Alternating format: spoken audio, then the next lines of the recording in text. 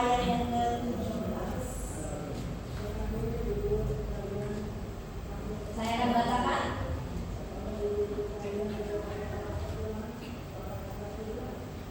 Sebelumnya saya mau infokan siapa yang menulis kitab Amsal ini. Dia adalah orang yang bisa dikatakan terkenal, hebat. Ya, Tuhan pakai dia begitu bijaksana sampai-sampai tidak ada yang bisa memutuskan ketika ada dua orang hidup yang anaknya mati, satu mati yang satu hidup, bingung yang mana yang emaknya yang benar. Saat itu Tuhan berikan dia kebijaksanaan sehingga ketahuan, ya ternyata yang punya anak yang hidup itu siapa, yang punya ketahuan, dia Tuhan kasih dia hikmat. Nah, orang inilah Salomo, ya raja yang dikatakan sebelum dia dan sesudah dia nggak ada lah yang seperti dia. Nah, karena orang ini begitu baik, begitu bagus, dan dia menyatakan nasihat, maka saya yakin ini bisa menjadi berkat buat saya dan saudara. Ya, apa nasihat dia? Apa yang dapat kita pelajari hari ini? Saya mulai dari ayat 17a. Dikatakan, didiklah anakmu. Anak di sini bicara bisa secara biologis, artinya anak yang dilahirkan dari perut kita, ya, atau bisa juga anak angkat, anak orang lain yang kita angkat kita anggap sebagai anak sendiri, ya, atau mungkin kita yang sudah umurnya senior, kita punya cucu, kita punya cicit, nah itulah bisa dikatakan juga sebagai anak. Atau mungkin saudara yang punya ponakan, ya, punya yang di bawah bimbingan, entah itu murid, entah itu pun bisa dikatakan anak. Nah, dikatakan di sini harus didik yang seperti apa, harus ajar yang seperti apa, ya. Kita lanjutkan, dikatakan didiklah anakmu, ya, maka ia akan memberikan ketentraman kepadamu dan mendatangkan sukacita kepadamu. Bagaimana caranya mereka, yaitu anak-anak atau bawahan yang Tuhan percayakan untuk kita didik itu bisa membawa hal yang baik bagi kita? Harus seperti apa kita didik, kita ajar? Tentu yang sesuai firman Tuhan, bukan yang sesuai adat atau suku, kecuali memang adat yang sesuai firman Tuhan. Ya, misalnya kalau sama orang yang lebih tua itu harus manggil, kalau ketemu itu harus sapa.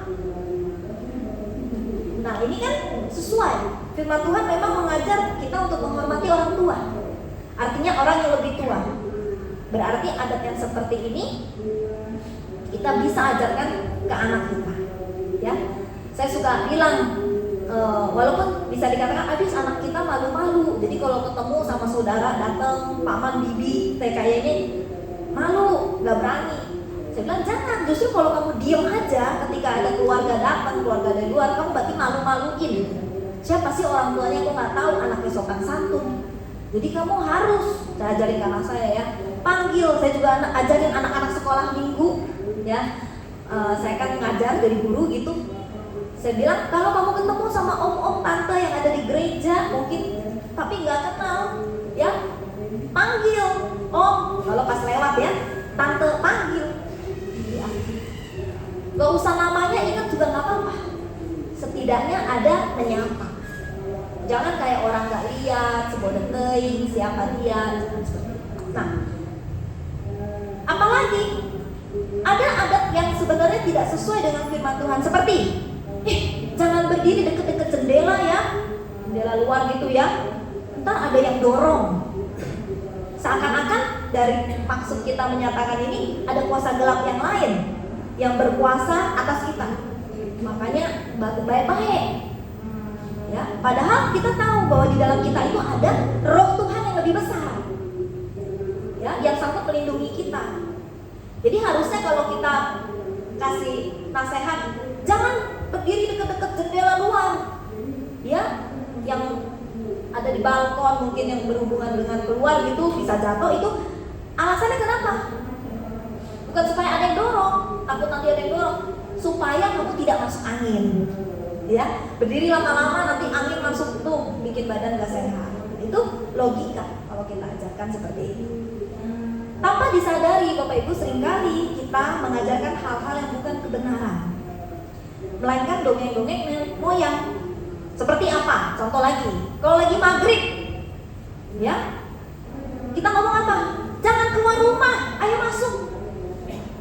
Kenapa? Pasti kita bilang ada apanya? Ada itunya, ya kan? Nanti itu loh, diganggu sama maksudnya kuasa gelap. Padahal kata firman Tuhan, jangan bilang saat sore, ya, pada saat udah mau malam-malam itu. Setan itu berkeliling bukan hanya saat itu, tapi pagi, siang, dan malam. Dikatakan dia berkeliling seperti singa, siap mengaum-aum, siap menerkam kita kalau kita enggak menjaga hidup kita sesuai firman Tuhan. Jadi ibu-ibu, bapak-bapak, kita harus ingat hal ini, bahwa kita ingatkan kebenaran Tuhan, jangan bosan. Kadang-kadang kan anak-anak suka gini, bapak udah ngomong itu dari kemarin, janganlah diulang-ulang, katanya gitu kan, ya. Kita jangan bosan, biarin, ulangin supaya kita nggak lupa. Kalau orang Jawa bilang nggak lali, ya. Diingatkan terus tentang firman Tuhan. Bahkan orang Israel, cara ingetin Taurat Tuhan itu macam mana? Mereka kalungkan pakai ini, jadi pakai kalung. Lalu ada semacam tempat yang di dalamnya disisipkan firman Tuhan, Taurat Tuhan, sehingga ketika mereka lagi jalan, mereka lihat, mereka ingat, oh iya, firman Tuhan ada di hati saya, Taurat Tuhan saya bawa kemana-mana. Mereka caranya seperti itu. Bahkan lagi mereka bilang, tuliskan Taurat Tuhan di pintu-pintu gerbang. Ya, saat kamu mau tidur, saat kamu bangun, bicarakanlah firman Tuhan pada anak-anak. Nah, ini begitu cara orang Israel mengingatkan dirinya dan keluarganya tentang Taurat Tuhan. Nah, ini sangat baik. Nah, tadi kita sudah baca, kalau kita leken, kalau kita tekun mendidik anak kita sesuai ajaran Tuhan, maka yang tadi sudah kita baca apa? Ia akan, artinya anak-anak yang dipercayakan akan memberikan ketentraman kepadamu, tentram, sejahtera. Siapa sih yang gak mau tenang hidupnya, ya? Di macam Surabaya, macam Semarang, itu ada satu hotel namanya Tentrem, ya. Mungkin Bapak Ibu pernah dengar atau mungkin pernah nginep. Saya nggak pernah ya, saya adanya tiketnya aja, tiket hotelnya, tapi saya nggak nginep. Mahal. Nah, nama hotelnya begitu simple, sederhana, tentrem. Saya yakin hotel ini mau menunjukkan bahwa betapa pentingnya ketenangan, ketentraman dalam hati, sehingga dinamai segitu. Simpelnya tapi memberi makna yang dalam, ya. Semua orang mau enak artinya. Nah, itu akan kita terima ketika kita mendidik anak kita di dalam Tuhan. Ya, dikatakan apa? Mendatangkan sukacita kepadamu. Siapa yang gak suka girang? Siapa yang gak mau senang sih hidup itu? Ada di sini yang bilang, enggak, saya maunya hidup susah aja. Ada? Enggak, saya juga mau senang, mau girang. Nah, katanya gimana girang? Katanya didik kalau anak kita itu diajar baik-baik sesuai firman Tuhan. Ya, kita bahagia Bapak Ibu kalau anak-anak kita bager. Ya, anak akan melakukan yang membanggakan. Otomatis kalau firman Tuhan kan ajar anak untuk ajar kita lah, ya, jangan bicara hanya untuk yang kita, untuk subjek yang kita ajar, untuk kita lah. Firman Tuhan juga ajar kita untuk rajin toh, untuk melakukan sesuatu. Katanya kalau enggak makan jangan, salah, kalau enggak bekerja jangan makan. Tuhan bilang apa yang bisa ditemukan oleh tanganmu dikerjakan, kerjakan dengan segenap hatimu. Jadi ini penting, kalau kita ajar, ayo kamu rajin, jangan main aja. Boleh main tapi atur waktu, belajar pun ada. Nanti akhirnya anak akan punya karakter yang rajin karena dididik oleh firman Tuhan. Anak pun jadi nurut sama kita, ya, sebagai orang tua. Karena firman Tuhan ajarkan apa? Taatilah orang tuamu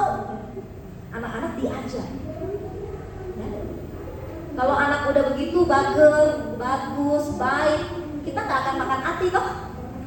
Ya, kalau mau makan ati ayam ya enak lah, itu saya tahu yang digoreng. Tapi yang saya maksudkan capek ati kalau anak kita nggak nurut sama kita, ngebangkang, kita ngomong A, dia pasti ngomong B, susah. Nah, supaya jangan begitu, katanya didiklah anak dalam Tuhan. Kalau anak kita lakukan yang baik, bukan yang memalukan, pasti kita bahagia. Yang dimasukkan ke otak anak itu adalah firman. Maka yang keluar juga firman. Saat kita gelisah, ya, karena kita suka bercakap-cakap ke keluarga kita tentang firman, maka itu akan diingatkan juga. Kita jadi diingatkan. Pernah Bapak Ibu mengalami ini? Jadi kita diingatkan sama keluarga kita, ingat, jangan takut, karena ada Tuhan. Nah, itu akan membuat kita menjadi sukacita kembali. Oh iya, saya ada Tuhan. Hampir lupa saya ada Tuhan. Hampir poho atau orang Sunda bahwa saya ada Tuhan. Begitu pentingnya Bapak Ibu Saudara. Ya, apalagi kita yang jadi nenek, punya cucu kan, suka dekat-dekat sama kita. Itu pengaruh nenek, kakek, kita mungkin sebagai yang udah begitu umurnya ini yang umur emas, itu pengaruh sangat banyak. Apalagi orang tuanya kan pergi kerja, ninggalinnya ke kita kan sebagai mbah gitu ya, sebagai apa kalau orang Batak bilangnya opung kan, opung. Ah, itu banyak waktu kita bersama dengan cucu, itu kita adalah waktu emas kita untuk kita bagikan firman Tuhan, kita didik. Nah, didikan apa lagi yang pernah kita ajarin Bapak Ibu? Tuhan bilang dalam hidup ini kita harus pakai hikmat, ya, termasuk mengelola uang. Misalnya, saya suka bilang gini sama anak-anak saya, kalau jalan-jalan mau ke mall kek, mau pergi ke taman kek, bawa minum, bawa air putih. Supaya apa? Supaya kalau nanti pun mau jajan, janganlah minum air putih. Air putih kan janganlah beli lagi air putih. Air putih kan di rumah bisa kita masak, lebih murah kan? Kalau air galon juga dibanding kita beli satu piece begitu. Nanti uang itu kan bisa kita alihkan ke tempat yang lain, mau beli bakso kah? Iya, atau mau beli cemilan-cemilan yang lain. Terus saya bilang juga, kalau lagi shopping ya, belanja, maksudnya lagi main-main ke Karawang tuh kan ada mall kan, maksudnya mau beli, mungkin udah mau tahun baru gitu, udah mau Natalan, mau beli baju misalnya, cari yang diskon. Saya bilang sama anak-anak saya, kan di toko baju itu ada yang model lama diskon, betul nggak? Model baru normal harganya kan gitu. Sedang carilah dulu yang ada potongan. Kalau cocok, berarti kan kita nggak perlu keluar uang banyak, karena siapa nggak tahu itu model lama atau model baru. Ya, yang penting juga tokonya kan bahwa ini model lama model baru. Toh model lama juga kita sebenarnya nggak paham betul. Buat kita mah baru aja karena kita baru beli. Akhirnya saya bilang begitu. Nanti kalau memang udah dicari-cari nggak ada yang cocok, Mak. Ya, itu model-modelnya macam mana ya bentuknya? Macam-macam model dulu saya tidak suka. Kalau benar-benar sudah diobok-obok kagak ada, barulah cari yang lain yang memang nggak ada diskon. Kalau sudah nggak bisa lagi ya sudah. Ya, tapi sebenarnya kalau bicara tentang baju ya, kita suka bilang nih, baju kemana ya? Kok itu aja ya, nggak ada lagi. Padahal sebenarnya di dalam lemari baju kita, ya, dia ada di dalam terperosok di bawah. Kalau nggak percaya Bapak Ibu, sampai rumah, ya, sisihkan waktu mungkin 1 jam 2 jam, keluarkan semua baju, susun lagi yang rapi. Pasti Bapak Ibu ketemu harta benda. Oh, baju ini aku cari-cari lah ini, sudah lama nggak nemu, ini baru nemu. Oh, yang paling suka ini modelnya, adem di badan misalnya, cocok. Jadi sebenarnya nggak tahu ibu-ibu di sini. Kalau saya kadang-kadang gitu, iya ya, Pak, saya bilang beli baju lah, baju ini lagi yang saya pakai gitu kan. Tapi ketika udah kita beberes tuh di rumah, lemari yang ada yang saya bilang kedalaman itu, masuk ke dalam, ternyata baju-baju itu ternyata banyak juga baju saya ya, dia suami saya bilang, justru yang paling banyak baju itu bajunya mama gitu ya, bukan baju saya. Oh iya juga, saya jadi malu ya kan. Gak jadilah udah niat untuk beli itu, beli ini, sebab sebenarnya masih ada. Nah, terus saya juga bilang sama anak saya, kalau beli makanan, saya bilang ya, cari dulu yang ada potongan. Biasanya snack-snack begitu ibu-ibu, entah di Alfamart apa Indomaret gitu ya, Super Indo kan suka tuh ada yang diskon dulu kan, ada yang promo yang bulan ini inilah ciki ini, promo bulan depan coklat inilah kan gitu. Saya bilang cari dulu diskon. Kalau enggak ada, caranya tahu macam mana itu diskon apa enggak? Lihat bawahnya. Kalau dia ada coret harga dari harganya jadi ini, itulah ya kan, ada potongan. Saya bilang penggambaran anak saya paling kecil itu, kenapa cari yang lebih murah lebih baik? Sebab begini, kan anak-anak nggak paham kan, pagi tak ngerti cari uang kan, anak kalau mesti yang murah-murah. Saya bilang dengan uang, misalnya kita anggap 10.000, kalau lagi ada potongan kamu bisa dapat 2 ciki. Kalau nggak ada potongan kamu cuma dapat 1 ciki. Mana lebih worth it, lebih untung mana? Dapat 2 kan? Oh itulah maksudnya. Iya. Jadi itu sebenarnya itu yang saya didik anak saya untuk memakai uang. Ya, kadang-kadang gini, ada juga nih Bapak Ibu ya, entah pernah temu nggak, buy one get one, tapi sebenarnya itu expirednya sudah dekat.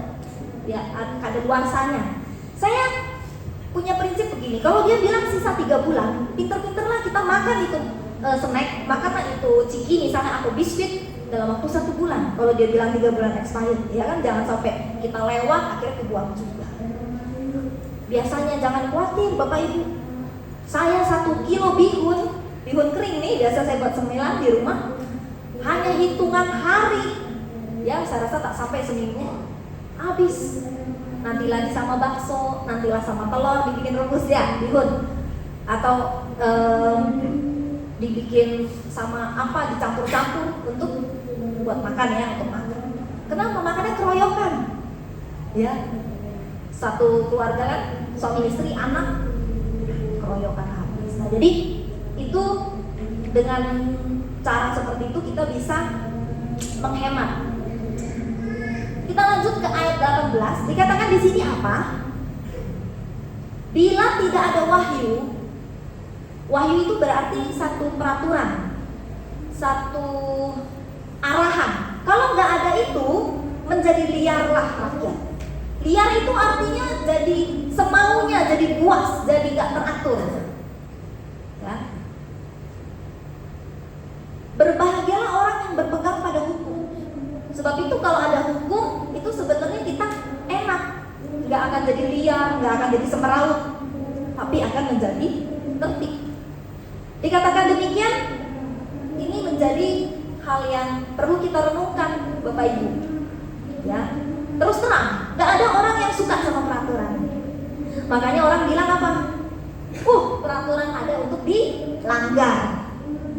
Janganlah kau itu, janganlah kau bikin aku pening pala ya. Ini tidak boleh, itu tidak boleh. Pada dasarnya orang nggak suka. Tapi kalau kembali mau dipikir baik-baik, bahwa peraturan itu sebenarnya untuk kenyamanan bersama. Ya, coba kita renungkan. Kalau dalam lalu lintas di jalan ya, nggak ada lampu merah, hijau, kuning itu. Pokoknya saya mau secepat-cepatnya sampai. Mana ada yang mau ngalah kalau begitu? Pasti akan terjadi kecelakaan. Yang satu nyosor, pokoknya nggak ada rem-remnya. Yang satu juga nyosor. Nah, tapi kalau ada rambu lalu lintas, ada peraturan, ada wahyu bahwa merah itu stop, gantian sama yang hijau, pasti tertib. Nggak akan ada kecelakaan ya. Semuanya baik, diatur dengan baik. Jadi penting peraturan itu sebenarnya, hukum itu. Cobalah kita pikir ya. Sini saya lihat ada guru sekolah, ya. Kalau anak-anak sekolah nggak pakai waktu, semaulah terserah, mau datang jam 7 boleh, mau datang jam 10 boleh, jam 2 boleh. Gimana lah itu guru ngajar? Yang lagi datang sekarang baru 4 orang, ya udahlah guru ngajar lah. Nanti nggak lama datang lagi yang lain, masa sebagai guru kita ngajar berulang-ulang, capek lah macam gitu kan? Buang waktu, buang tenaga. Lebih baik dikumpulkan satu waktu jam 8 atau setengah 8 masuk semua diajarin, semua murid terima.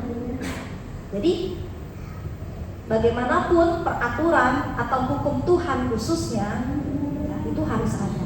Dan suka nggak suka kita harus taati. Amin.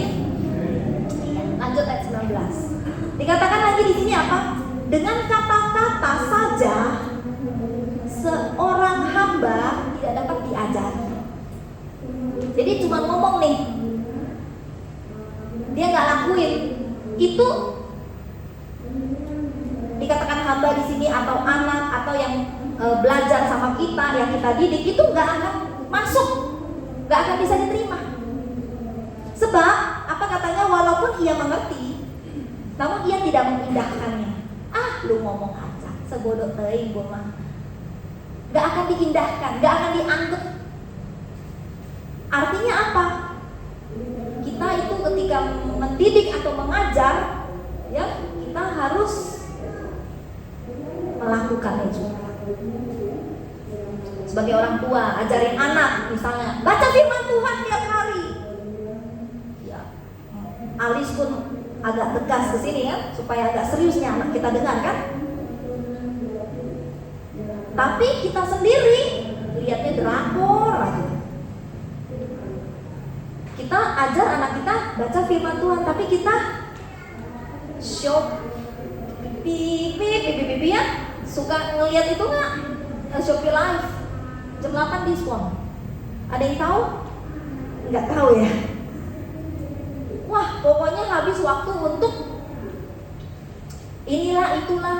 Jadi anak bilang, baca firman macam mana? Mak juga enggak gitu, bapak juga enggak gitu. Sibuknya ada lah, yang di kotak-katik HP ini kan banyak ya.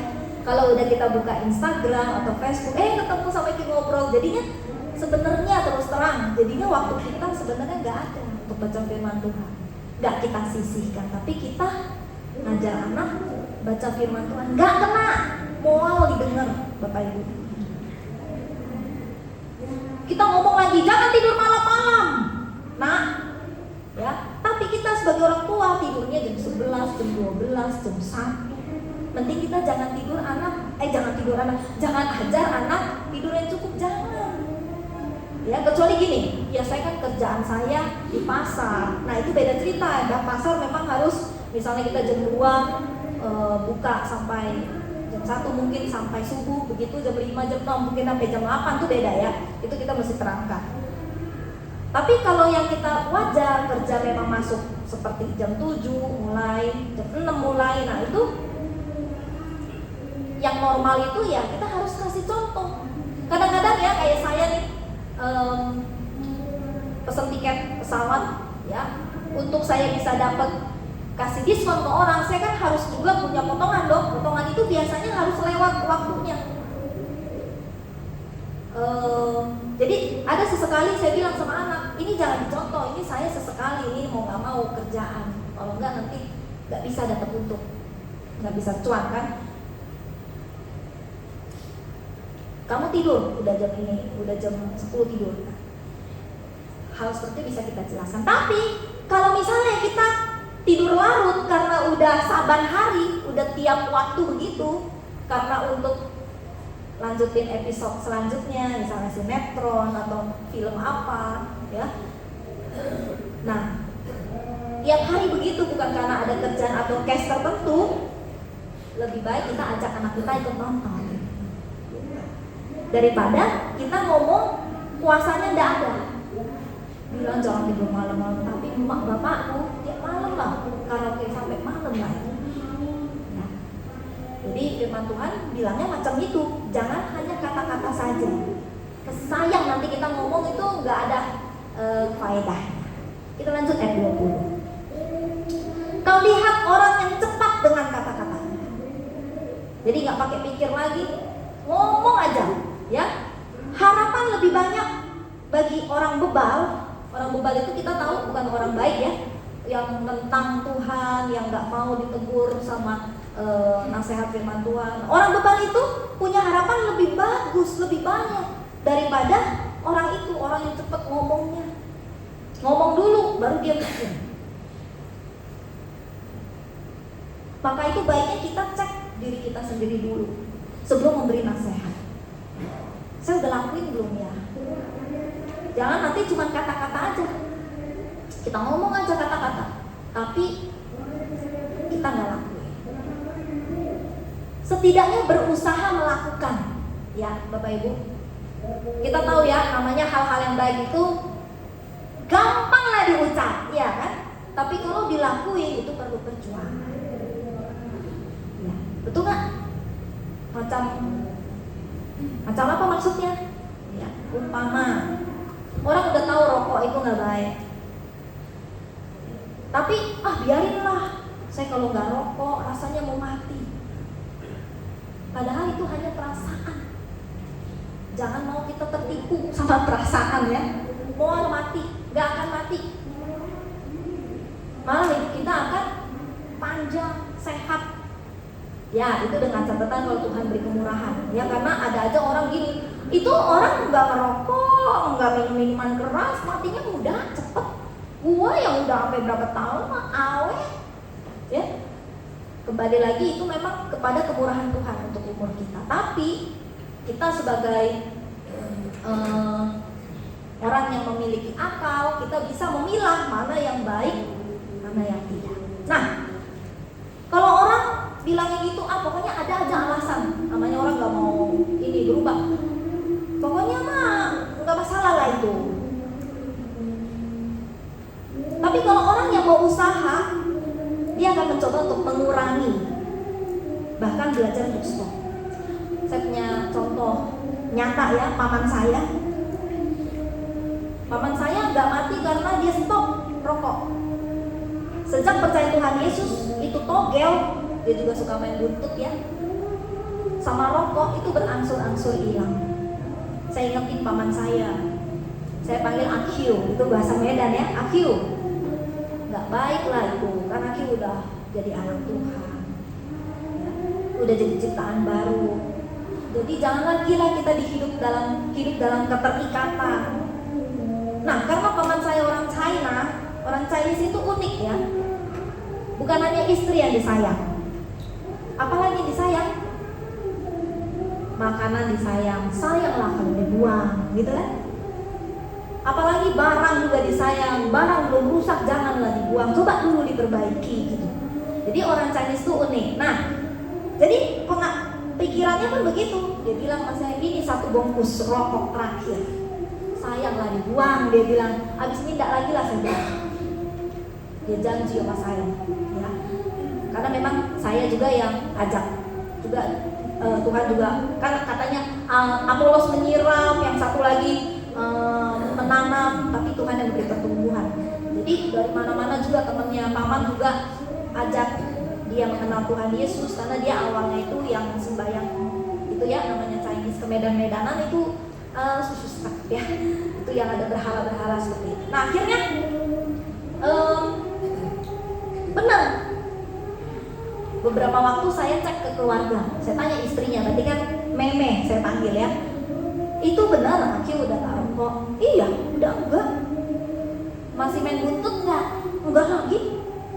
Benar? Iya, kan gue sama dia tiap hari. Puji Tuhan, saya bilang. Jadi kita juga begitu. Kalau kita memang ada itikat baik untuk mengurangi bahkan mematikan kebiasaan buruk kita, ya, maka berkata-katalah kepada anak. Saat itu kita boleh kata-kata, ngomong. Bapak juga belajar nak untuk bager, untuk baik. Jangan bilang gini, oh papa boleh rokok karena papa udah gede. Kamu masih kecil nak, nggak boleh. Kalau kita berkata demikian, anak punya pola pikir gimana? Besok saya udah gede, baru saya sah merokok. Ya, kalau nggak merokok berarti kata papa saya belum gede. Karena rokok itu untuk orang gede, katanya gitu. Ciloko nggak? Atau nonton film porno. Saya nggak setuju kalau orang punya pernyataan seperti ini. Oh, film blue itu, blue. Saya bingung apanya yang biru sih sebenarnya. Orang kan menyatakan untuk film kayak gitu ya. Itu adalah film orang dewasa. Pernah dengar kata-kata itu? Iya.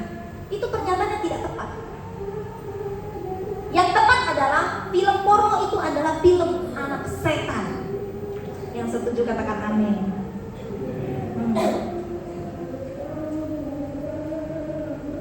Jadi yang nonton begituan bukan anak Tuhan. Maaf Bapak Ibu.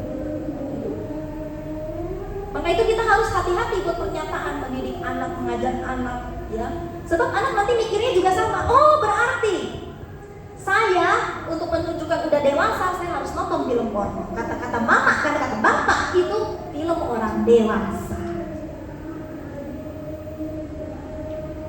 Ciloko lah.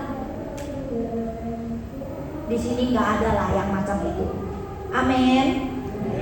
Kita nontonnya apa dong? Tapi soalnya itu seru gitu ya. Mual ngantuk kalau nonton begituan, gitu kan? Kita bisa pilah, Bapak Ibu. Kita kan Tuhan kasih akal, otak pinter, ya, punya hikmat. Mana yang baik, yang khotbah-khotbah lah ditonton. Motivasi orang sukses lah ditonton. Ya. Cerita pengalaman orang buka usaha. Kadang-kadang kita suka, alah kerja apa lagi ya bisa tambah-tambah duit ya. Nah, kita bisa lihat sebenarnya itu bisa nambah wawasan. Bacalah, bukan baca, maksudnya tontonlah berita. Kalau baca sekarang soalnya nggak tahu kalau sekarang apa Bapak Ibu suka baca buku. Biasanya sekarang buku-buku pun yang digital yang ada di HP ya. Bukalah yang baik, berita-berita ilmu. Ya, mungkin kalau saudara senang nonton action, yang film action atau film drama, ya sinetron, biar kita tahu juga kehidupan orang kayak apa. Ya itu masih oke lah. Tapi kalau film setan, yang horor, film porno, janganlah ya. Bukan masalah kamu gak ada nyali sih, takut sih, bukan masalah itu. Tapi yang masuk, nih kan kalau kita nonton kan kita masukin sesuatu kan otak. Nah, kalau kita masukin yang kotor, yang tidak baik, yang bikin iman kita goyah, tidak membangkitkan kepercayaan kita kepada Tuhan, itu akan mengotori hidup kita, Bapak Ibu. Jadi saya ajak Bapak Ibu, masukkan hal-hal baik dalam hati dan pikiran. Amin. Sudah hampir habis, kita lihat ayat 21. Siapa memanjakan hambanya sejak muda, akhirnya menjadikan dia keras kepala. Jadi kalau kita ketemu anak atau mungkin yang kita didik itu keras kepala, jangan tanya kenapa kok dia keras kepala. Ya, gak maunya dengar kita ngomong baik-baik, gak maunya, mau diapakan ini, gitu kan? Karena awalnya tuh kalau tanpa kita sadar kita sudah manjakan. Manja itu artinya apa? Menjaga perasaan orang atau perasaan anak biar gak sakit hati, sehingga kita tidak menegur dia walaupun dia salah. Janganlah, gak enak hati lah. Nah orang kaya itu misalnya, janganlah. Nanti dia nggak suka sama kita. Apalah, pokoknya kita tahu dia salah, tapi kita tidak tahu. Dia tidak tahu. Oh itu nggak boleh. Dia nggak tahu. Dia lihat orang tua diam-diam aja, berarti nggak apa-apa lah begini.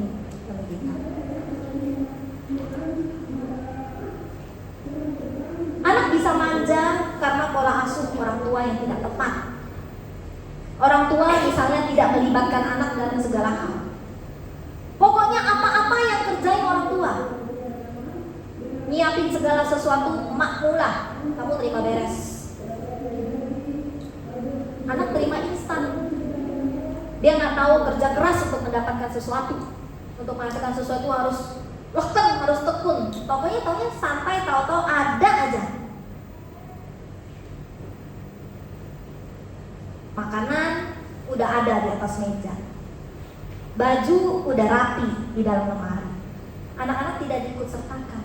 Misalnya mencuci, memotong sayur, membersihkan piring-piring kotor.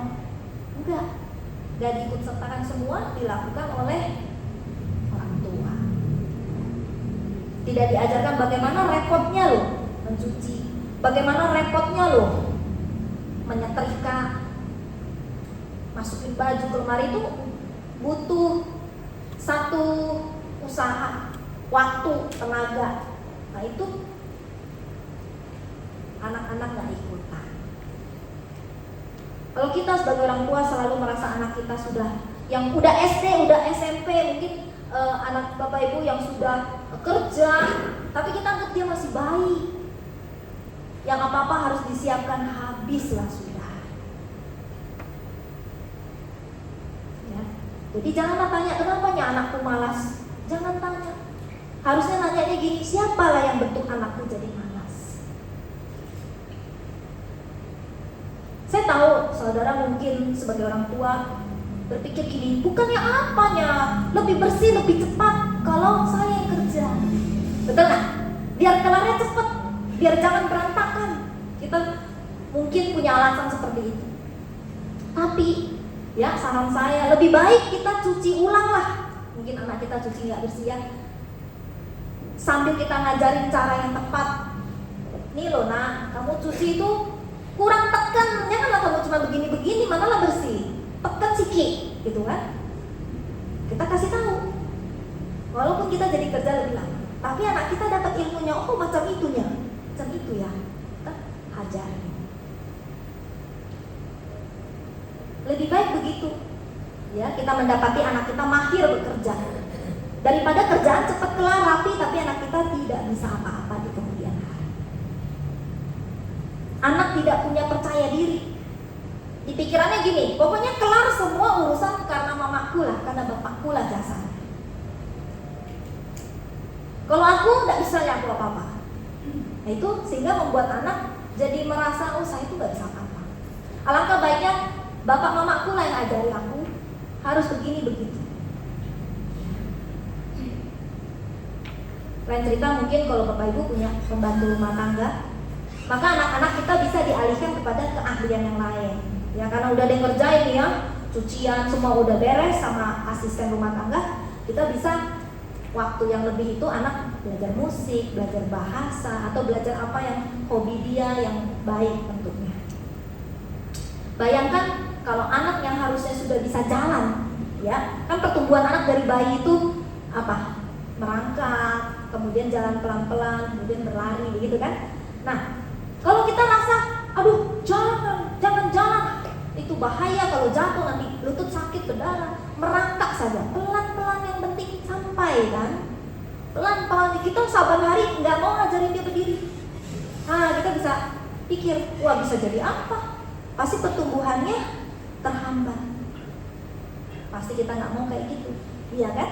Kita mau sesuai pertumbuhan, ya dia sudah bisa jalan, ya jalan, dia sudah bisa berhitung, ya kita ajar hitung, sudah bisa ini dan itu kita ajar. Jangan lupa kita beri pujian ketika anak melakukan sesuatu yang baik. Kadang-kadang gini loh, orang tua kalau lagi anaknya bager, baik, bagus kerjanya, diam aja dia. Tapi kalau lagi nggak becusnya kerjanya, celocos kita dari A sampai Z. Sehingga anak berpikir gini, enak lah, saya lebih baik bikin salah supaya orang tua perhatian saya. Baru dia ngomong apa. Sebab kalau saya lakuin yang baik, biasa aja kayak nggak terjadi apa-apa.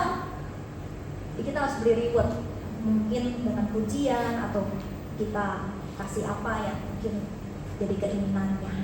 Nah, kalau kita perhatikan Bapak Ibu, kenapa ya orang susah, maaf kata yang ekonominya lemah, anak-anaknya kalau kita mau lihat itu lebih mahir, lebih sigap, lebih mandiri. Kenapa?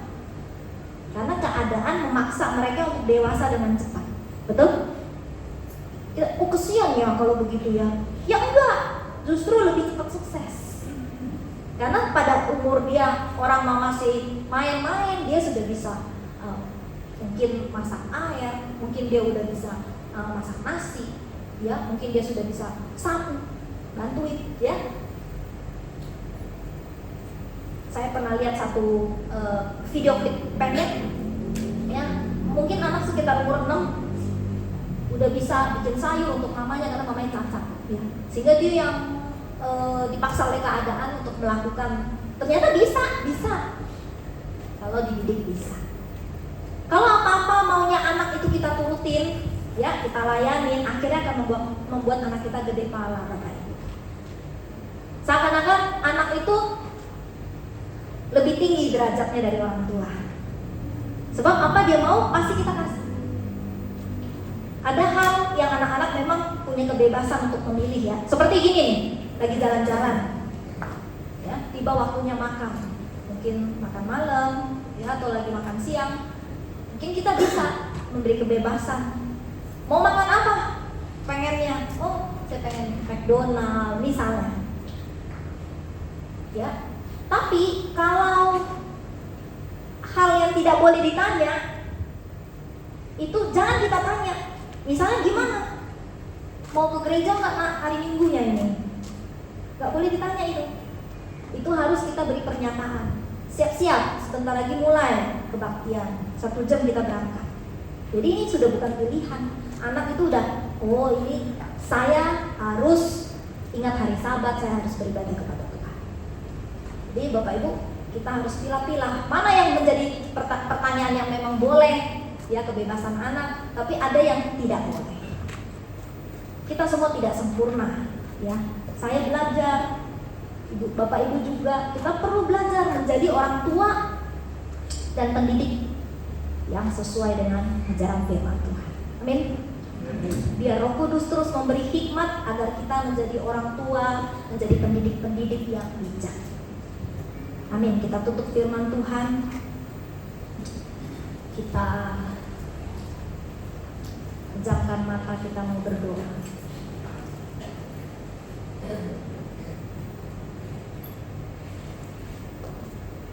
Kita katakan, Tuhan ajar kami menghitung hari-hari, agar kami beroleh hati yang bijaksana.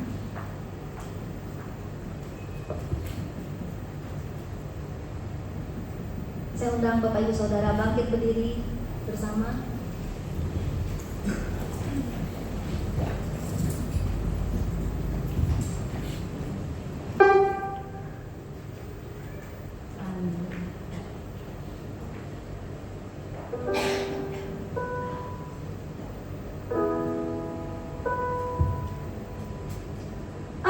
Ajar kami Tuhan menghitung hari-hari,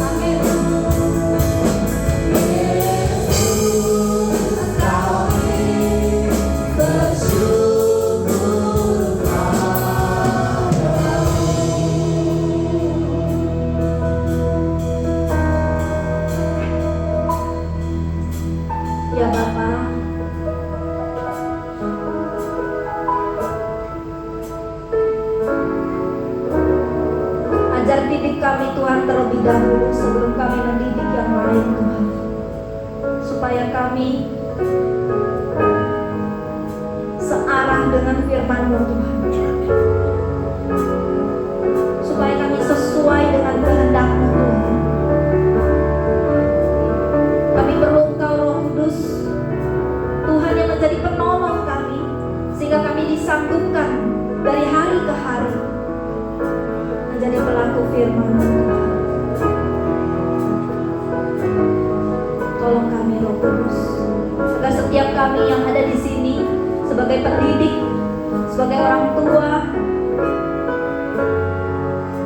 sebagai kakek nenek Tuhan yang Tuhan percayakan yang di bawah kami untuk kami didik, agar kami boleh sungguh-sungguh Tuhan membawa setiap keluarga kami di dalam jalan-Mu, sehingga itu membawa kesejahteraan dan kebahagiaan bagi kami. Keturunan kami semuanya kami pertaruhkan ke tangan-Mu Tuhan. Kami tahu Engkau yang pegang nasib kami, kami tahu Engkau yang pegang masa depan kami. Sebab itu kami serahkannya lah semua kepada-Mu Tuhan. Hanya Engkau satu-satunya, tidak ada yang lain Tuhan yang dapat menjamin hidup kami. Diserahkan semua ke tangan-Mu Tuhan. Biar hikmat marifat-Mu Tuhan, Allah Roh Kudus yang menguasai hati pikiran kami, supaya kami sungguh Tuhan boleh menjadi satu tim kerja. Kami semua boleh siap menyongsong Tuhan datang kembali. Terpujilah nama-Mu Tuhan, kami serahkan setiap kami ke tangan Tuhan.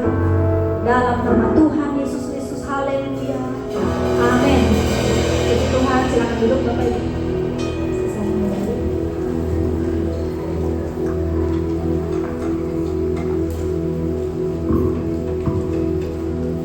Kami mengucapkan terima kasih